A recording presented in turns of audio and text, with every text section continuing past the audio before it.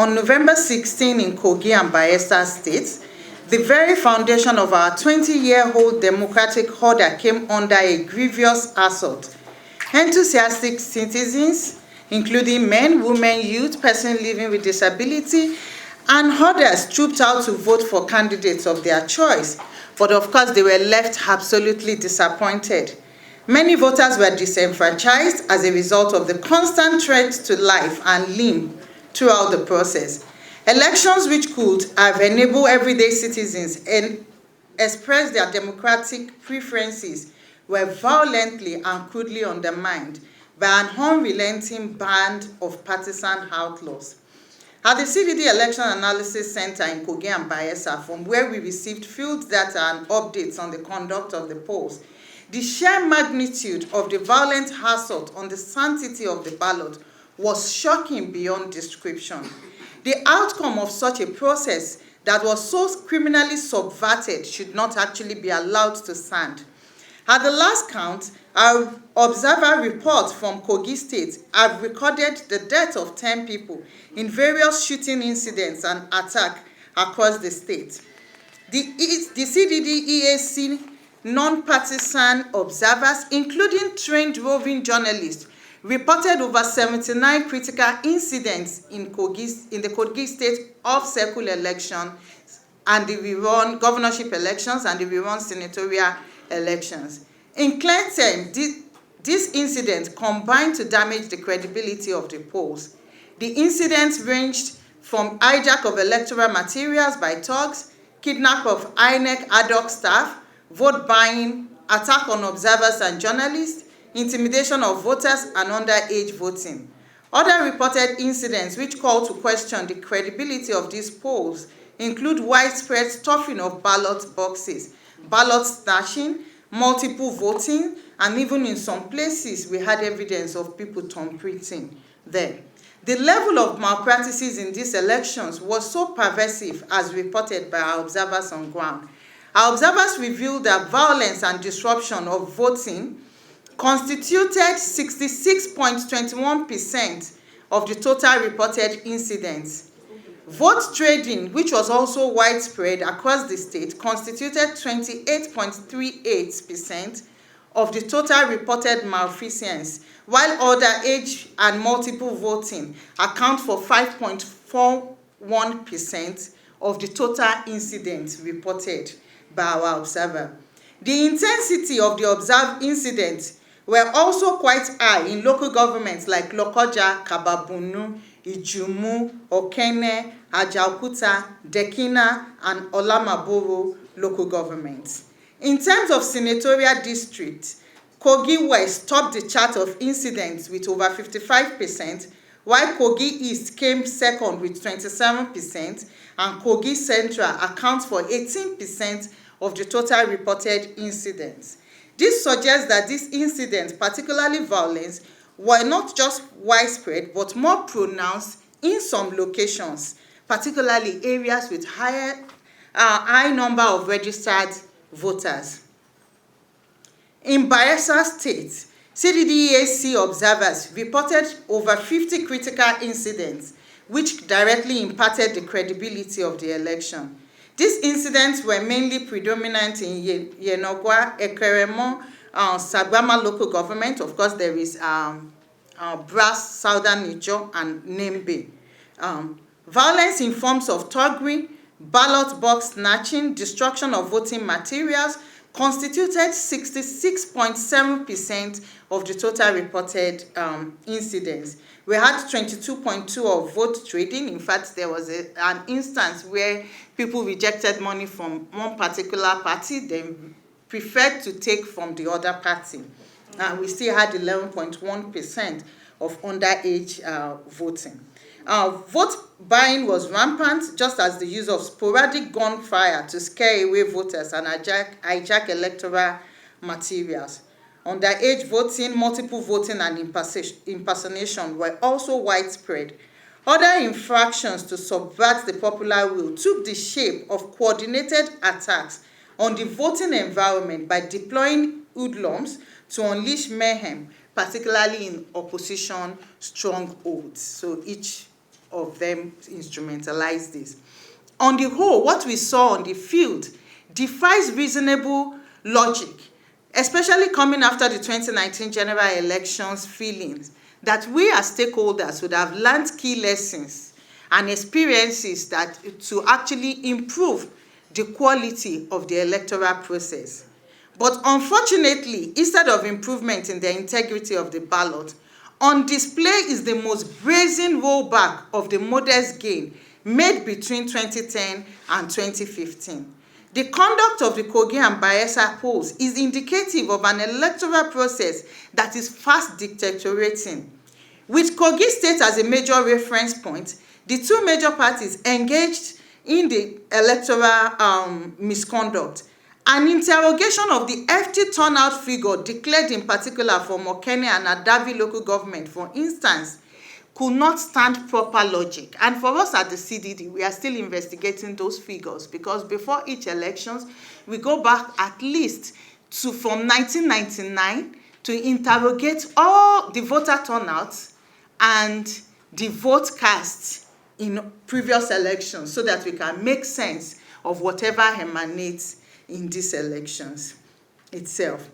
In the result as declared by INEC at the ongoing collation, the total number of accredited voters in Kokeni is 114,101. This translates to 87% of the total registered voters. Compared to the 2015 governorship election from the same local government, there is an incredible increase of around 69.1%. A quick look at the voter register between 2015 and 2019 shows an increase in the number of registered voters by a mere 11.9%. As a think tank with the mission to provide strategic analysis for the consolidation of democracy and sustainable development, silence in the face of brazen violation of electoral process like we witnessed on November 16 cannot be an option. CDD therefore makes this urgent call to action that a robust multi-stakeholders response is needed to rescue our electoral process from the brink.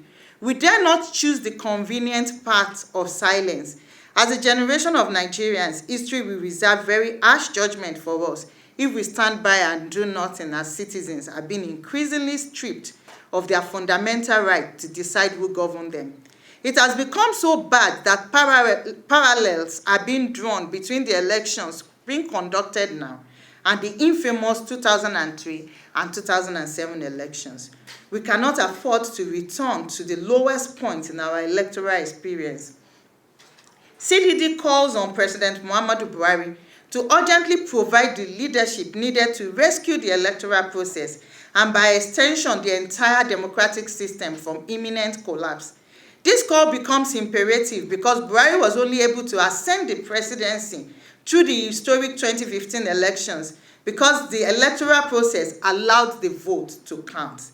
That watershed was a culmination of the electoral reform initiated by the President Umaru Musa Yar'Adua and of course our former president, late President Umaru Musa Yar'Adua, former President Goodluck Jonathan, who came with the lives of nobody. Is actually his election is not worth the blood of any Nigerian.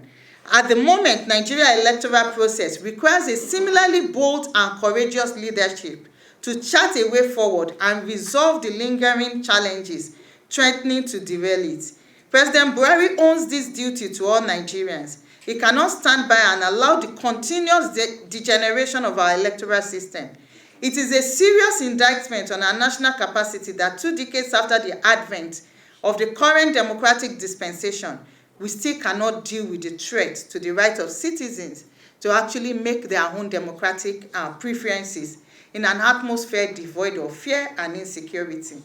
It is equally pertinent to remind that in an electoral process, what is at stake is not only the political offices the partisan actors are handling to occupy.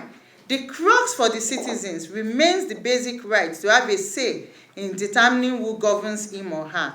This right is well enshrined in the 1999 Constitution of the Federal Republic of Nigeria as amended. Section 14, subsection 2A makes it expressly clear that sovereignty belongs to the people of Nigeria, from whom government derives all powers and authority. We go on further to cite section 14, subsection 2c, which says of the Constitution, which goes on to say that the participation of people in government shall be ensured. Therefore, there can be no controversy about the fact that recurring violations of the electoral process amounts to an assault on the Constitution of our great country, Nigeria. If constitutionally sanctioned, opportunities presented by the electoral process to enable citizens elect their leaders continue to be violently upended by desperate political actors, the consequence will be better imagined. Importantly, the level of violence and coordinated disruption of the electoral process, as seen in Kogi and Bayelsa, points to the need for a fundamental reorganization of the electoral security itself. In Kogi and Bayelsa, the large deployment of security agents did not translate to a better secured electoral space. Security also grappled with the threat posed by the political actors. In some places, they actually turned their faces while the onslaught were going on, while in some, they were completely overpowered. We are still investigating some videos using technology to be sure that they do not amount to fake news, where there were instances of them accompanying the political talks as they stole ballots itself.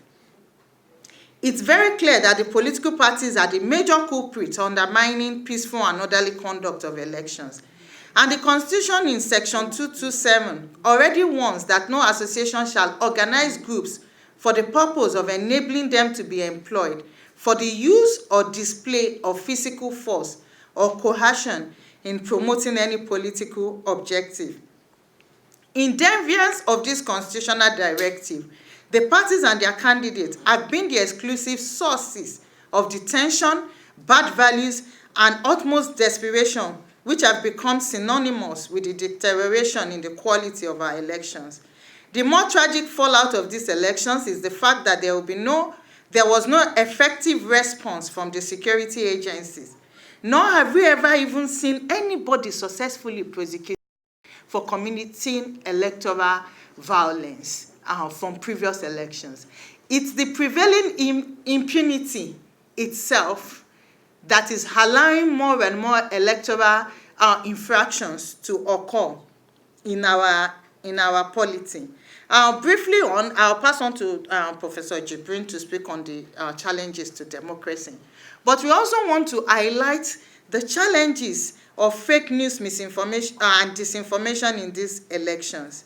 I think it's high time both INEC, the Nigerian state, and other stakeholders take very serious the impact of disinformation in elections. This weaponization of information was really pervasive in the elections. In the Kogi elections alone, in the early morning, we monitored over 20 fake news capable of further inflaming the already volatile state.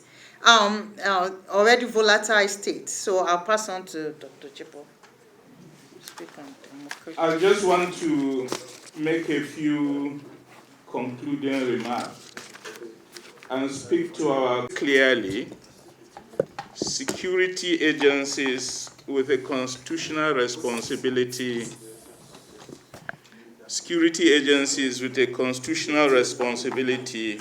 for the rule of law and the defense of citizens and their rights were very clearly complicit in organizing disruption of the elections, very directly engaged in allowing for attacks at polling units, for the cutting away of electoral materials, and for producing an outcome that's not in conformity with the wishes of voters who would have wanted to make the choice of who their leaders should be.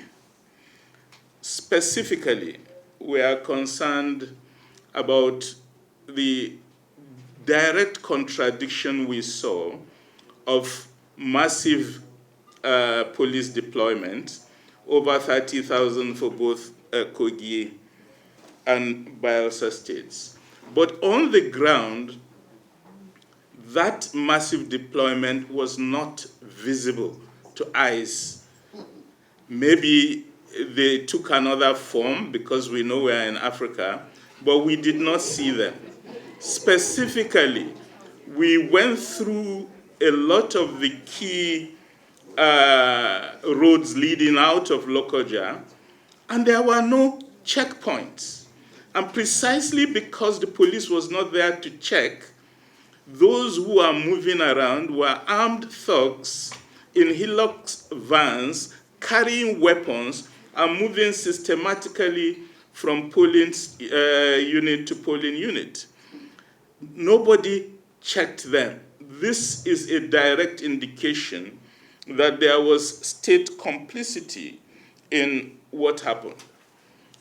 We are calling on the president as chairman of the police council, but also as a person with ultimate responsibility for the defense of our constitution, to set up a panel to establish exactly why state agencies refuse to play their constitutional role in these elections.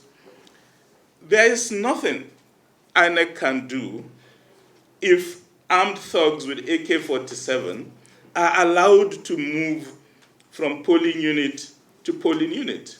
The police men and women attached to polling units had to run when the thugs come, because the thugs were armed and they were not. It was therefore a deliberate situation created when it was impossible to organize credible elections. I think the situation we are in is one of grave danger to democracy.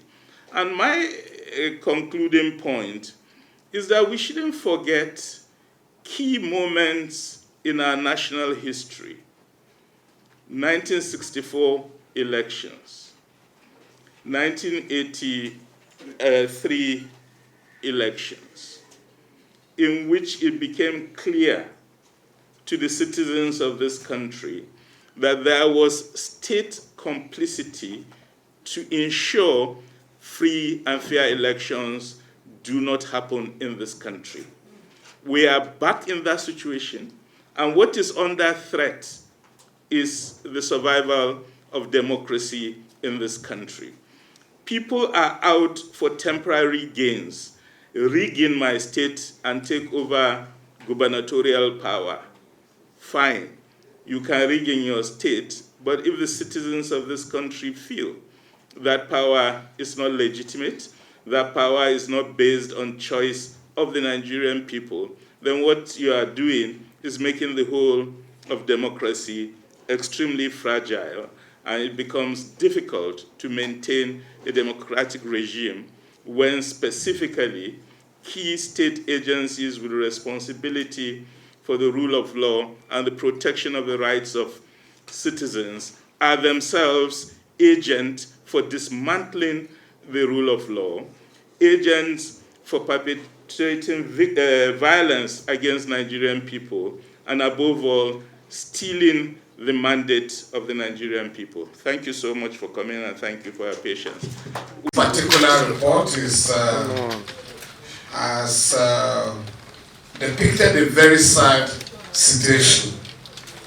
Now, beyond this press conference and the call of the president, which may not be heeded, because as of this morning, the president has congratulated the winner of the election in Bayelsa. I think that of course will come any moment from now. But at the same time, the president also condemned the violence that marred the election in Bayelsa. Isn't it high time that CDD and other civil society organizations sat down to ensure that the criminal elements subverting the democratic process in Nigeria were brought to book. The government will not do it. From your reports, you have detailed information on the perpetrators of the electoral brigandage. The question is, where do we go from here?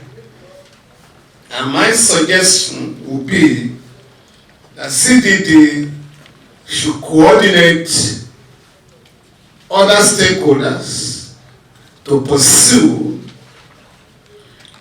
the electoral offenders in Kogi and Bayelsa, so that we can make a point that those who fought for the current rickety democratic process will not allow it to be derailed. Because Professor Jibo Ibrahim has alluded to the crisis in 1964 and 1983, which on both occasions culminated in the subversion of the electoral process by military powermongers, including the current president. I'm sure you know he was the one who announced the destruction of the Second Republic, or termination of the Second Republic. Now, the way we are going, with people losing confidence in the electoral process, if you call for revolution, you know where you find yourself. Now, how does CDD win the confidence of our people in the electoral process, having regards to the brazen manipulation of the electoral process? Thank you very much. I think we've gone beyond that point, because we saw what happened in Kano. We complained. Kogi was worse. So you can cancel and the same thing can repeat itself, if not worse. So my sense really is that we have to be careful what we ask for. And specifically, what we need to be very careful about is the protection and sustenance of the rule of law.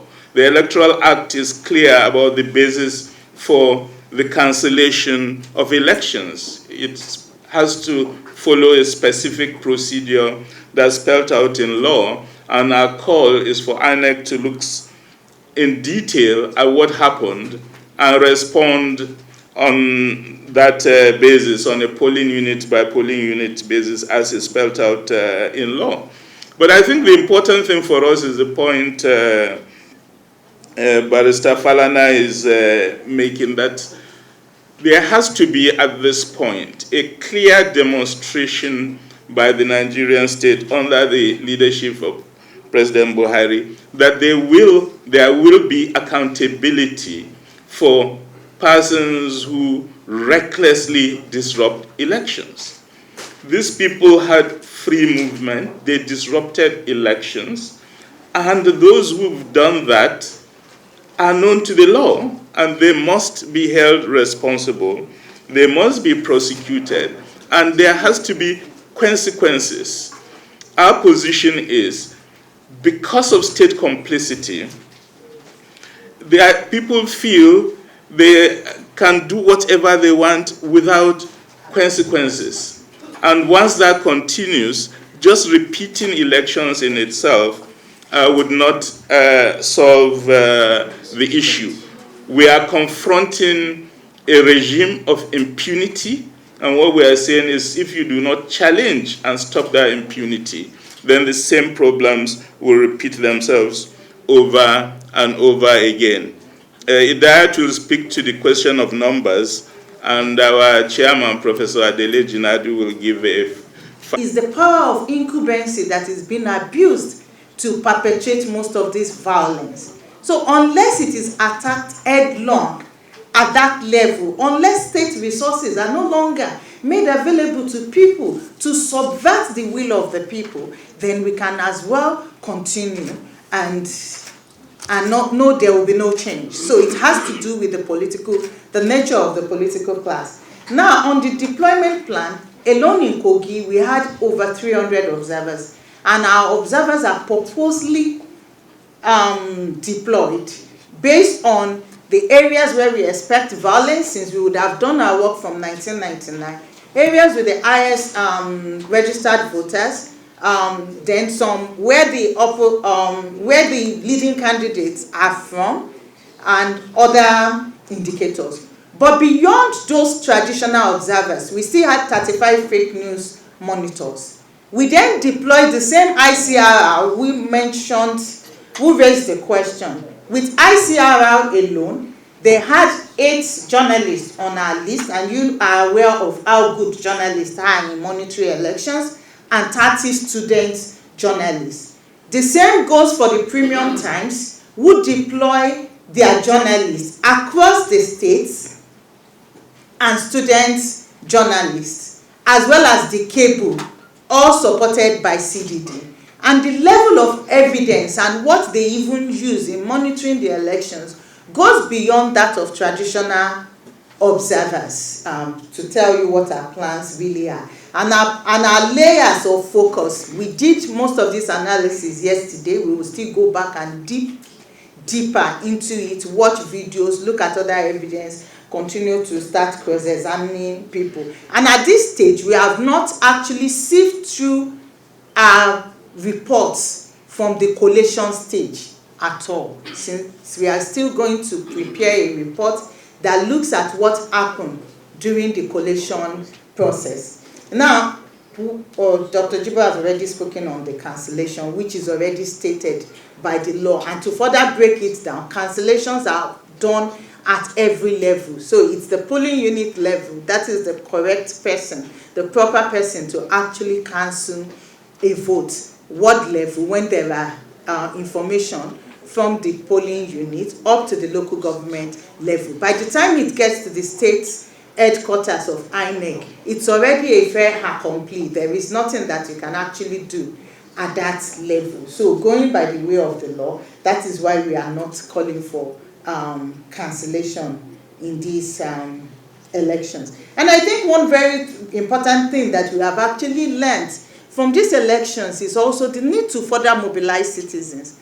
At CDD, I remember when Dr. Jibo was still the director, we were known for organizing what we call mandate protectors. From each level, especially the volatile states, we often go there, organize them, and they would defend their vote. And I think one of the positives, if you read our elections book from 2007, 2011 elections, in 2007 elections, we showcased the Bauchi example, where people moved en masse onto INEC and ensured that their votes counted. In 2011, it was the same in Kano State. So these mandate protectors, whom we used to regularly organize, it's become very imperative for us to go back, because they will be the one that will be able to engage. Even in the Kogi election, as bad as it was, we still had positives where people actually accompanied their ballot boxes to the collation center. So how do we spread this and let people know that power actually belongs to them before this democracy is further captured, or finally captured? Making a short statement about my own impressions of what happened in the Kogi and Bayelsa elections. I think going towards the elections, I was struck by the toxic atmosphere leading up to the elections. And on the eve of the elections, on Wednesday at the CBD Election Analysis Center, I almost wept for what I saw was coming, in terms of what I found going around and talking to people. It's a very, very heart-rending atmosphere. And I think that has to be made clear, that the atmosphere linked to the elections was very, very toxic. And I think underlying it, that toxic nature is what I think Hidayat and Gibo referred to as the power of incumbency, the abuse of that power. I think we have to sit up and see what we can do about it. I was talking to a lawyer about 2 weeks ago that I have looked at the electoral law and related legislation. I have not found anything about the abuse of the power of incumbency in the electoral process. This will be because this is part of the informal rules of the game of democracy, that there must be a separation as far as possible and as transparently as possible between politics and administration. All those who are supposed to protect and defend our mandates, they are under the control, except INEC, they are under the control of and deployment of the executive, particularly at the federal level. ICPC, EFCC, police, security, and so on and so forth. And these are the major instruments that you use. And of course, including the procurement process of that in the political system. So I think we need to sit down and see what we can do about the power of incumbency being abused every day in and out by both opposition and government parties. Now, I want to move on from there. And I was happy that I came in while Femi Falana was talking. And I want to make 2 points with respect to this. I think we also need to sit down and look at the role which prominent figures in the pro-democracy movement under Nadeko are playing in this administration.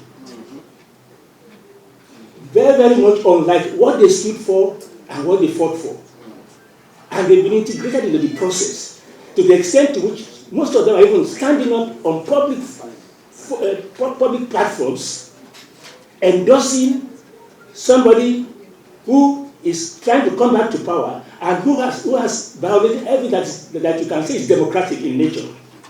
It is very, very disheartening what we are, and I think we need to engage that, because part of the blame is also with these groups who are cohabitating with people who are the worst enemies of democracy.